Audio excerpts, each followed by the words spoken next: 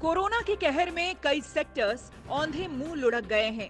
वहीं कुछ अब वापसी की राह पर भी हैं। कई ऐसे सेक्टर्स भी हैं जो सप्लाई चेन में आई रुकावट और अनिश्चित हालात से मुश्किल में हैं।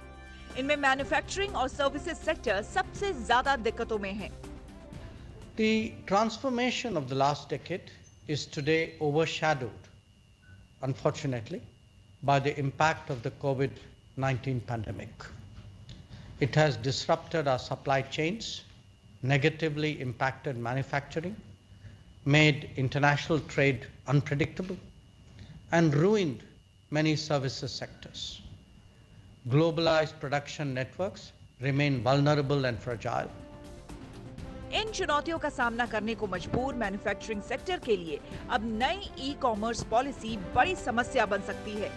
दरअसल एमएसएमई सेक्टर के छोटे मझोले कारोबारियों का कहना है कि ई कॉमर्स प्लेटफॉर्म के माध्यम से वो देश भर में अपने सामानों की बिक्री कर सकते हैं। नए नियम से ई कॉमर्स प्लेटफॉर्म के कारोबार पर असर होने की हालात में उनको सीधे नुकसान की आशंका है। हमारी मांग है कि ये जो फ्लैश सेल्स करते हैं, हैवी डिस्काउंट्स देते हैं, इससे हमारा नुकसान होता है। एमएसएमई ये कहते हैं गांव में और ये छोटे छोटे उनके लिए कुछ करते हैं, ये सब ढकोसला है।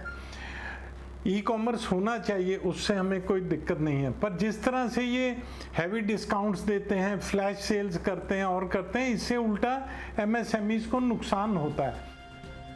इन कंपनियों के मुताबिक गांव और शहरों में सैकड़ों ऐसे छोटे उद्यमी और कारोबारी हैं जो पूंजी के अभाव में अपने प्रोडक्ट्स की मार्केटिंग करने या अपनी दुकान शुरू करने के लिए ई कॉमर्स के भरोसे हैं।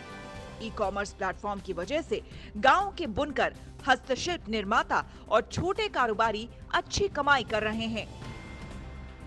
इन छोटे कारोबारियों को ई कॉमर्स के बढ़ते असर से आगे भी फायदा मिलने की उम्मीद है। 2025 तक ई कॉमर्स कारोबार बढ़कर 188 अरब डॉलर का हो जाने का अनुमान है। 2020 में ई कॉमर्स कारोबार 64 अरब डॉलर था। फिक्की का कहना है कि ग्राहक अब केवल वैकल्पिक खरीदारी माध्यम के रूप में ऑनलाइन खरीदारी का रुख नहीं कर रहे हैं, बल्कि ये कई लोगों के लिए खरीदारी का प्राथमिक माध्यम बन गया है।